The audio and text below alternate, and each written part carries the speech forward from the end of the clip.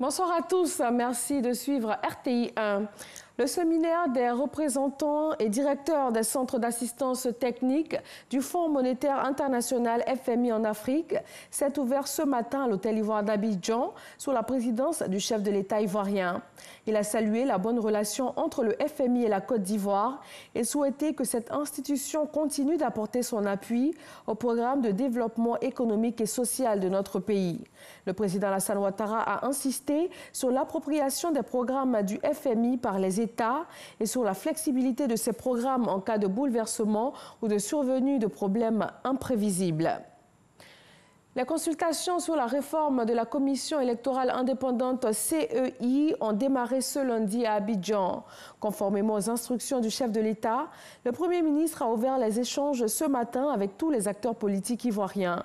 Ce dialogue politique autour de la réforme de la CEI doit, au terme de son processus, donner vie à un organe consensuel susceptible de garantir la paix et la stabilité du pays. Le Salon international Shield Africa 2019 s'ouvre demain mardi à Abidjan.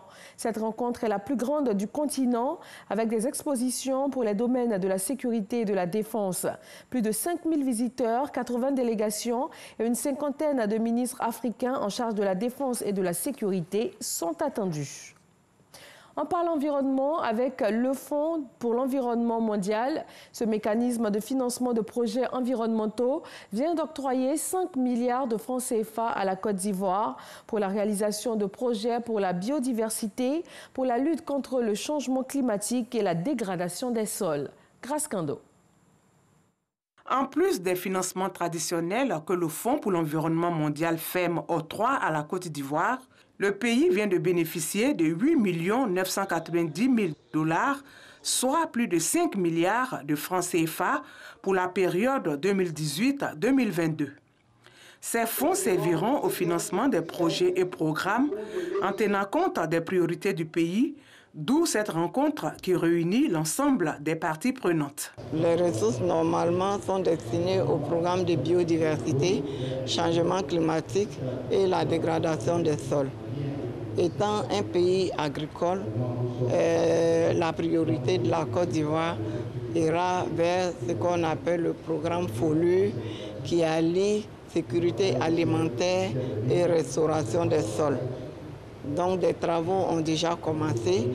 À la fin de cet exercice de renforcement des capacités du Fonds pour l'environnement mondial, nous devons nous retrouver avec des projets concrets que nous devons transmettre au FEM avant la fin de ce mois de janvier. Le Fonds pour l'environnement mondial est un organisme multilatéral qui accorde des aides financières aux pays en développement pour réaliser des projets ayant des impacts positifs sur l'environnement.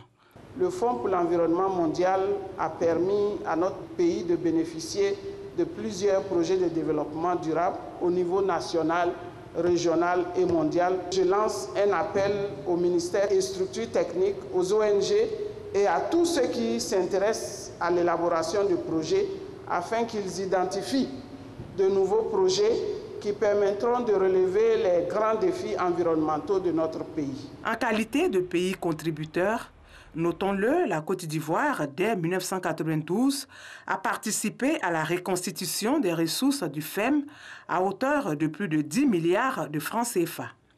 En retour, le pays a bénéficié de plus de 150 milliards de francs CFA pour la réalisation de différents projets.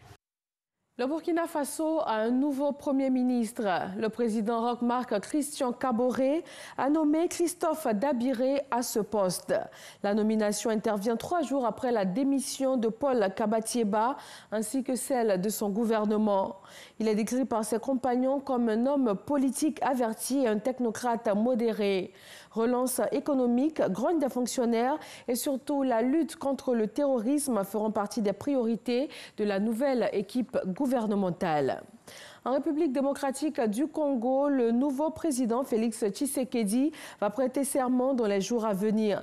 Sa victoire a été confirmée ce week-end par le Conseil constitutionnel et les chefs d'État de l'Union africaine qui avaient émis des doutes sur la conformité des résultats et même annoncé l'envoi d'une délégation à Kinshasa ont finalement changé de ton.